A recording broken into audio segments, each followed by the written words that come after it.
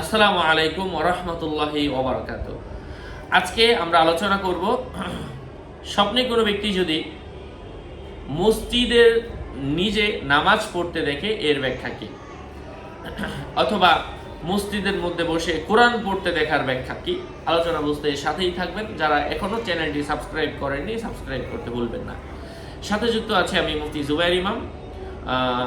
কথা দীর্ঘায়িত না করে আমি মূল আলোচনা শুরু করে দিচ্ছি। তার আগে বলে দিই, ভেরিফাই চ্যানেলের ডিসক্রিপশন বক্সে ক্লিক করলে আমার পেজ এবং আইডি আসবে। এটা ছাড়া আলাদা অন্য কোনো পেজ নেই, আইডি নেই, ইমো নেই, হোয়াটসঅ্যাপ নেই, টিকটক নেই। নাম ছবি দেখে বিভ্রান্ত হওয়া যাবে না। প্রত্যেক ভিডিওতে আলাদা আমি সাবধান করি, সতর্ক করি।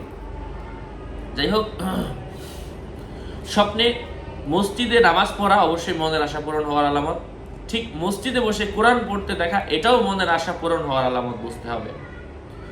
মসজিদে বসে কোরআন পড়া, এটা কারো কারো মতে সে নিজে ক্ষমতাধর হবে, সে মানুষের মধ্যে বিশ্বস্ততা বজায় রাখবে, সে বিশ্বস্ত ওয়ালা ব্যক্তি হবে, তার কথা সমাজের মধ্যে গ্রহণ করা হবে।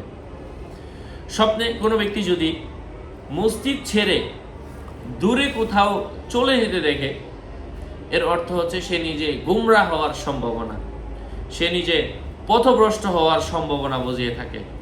স্বপ্নে কোনো ব্যক্তি যদি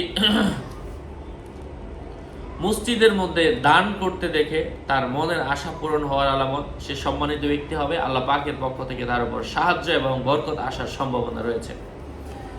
স্বপ্নে কোনো ব্যক্তি যদি মসজিদের মধ্যে গুনাহ করতে দেখে, তার জীবনে তওবা নসিব হবে, সে তওবার সাথে মারা যাবে, এমন কিছু বোঝায়।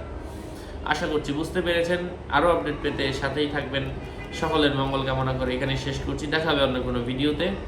আগামী ভিডিও আসার আগ পর্যন্ত সবাই সুস্থ থাকবেন, ভালো থাকবেন। আসসালামু আলাইকুম ওয়া রাহমাতুল্লাহি ওয়া বারাকাতুহু।